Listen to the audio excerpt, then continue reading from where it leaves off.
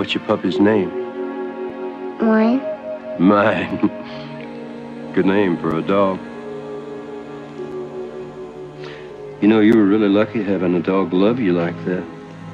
Because a lot of people go through their whole life and never have anybody love them. But you know, there's an end to everything. Even us. But we go to heaven. We get to see each other again. But I'll never see mine again. Why not? Because only people go to heaven. And mine's just a puppy. Hold on there now. Seems to me like I remember reading something in the Bible where God told him, well, first there was a whole bunch of rain falling, right?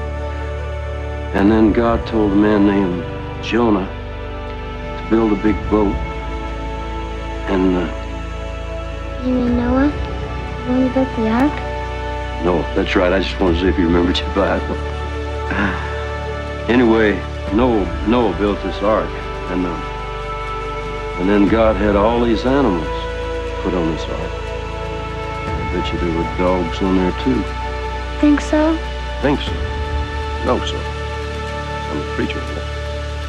Anyway, you know what, with God taking care of all those dogs like that, you can just be sure that he'd want a pretty little puppy like yours with him in heaven.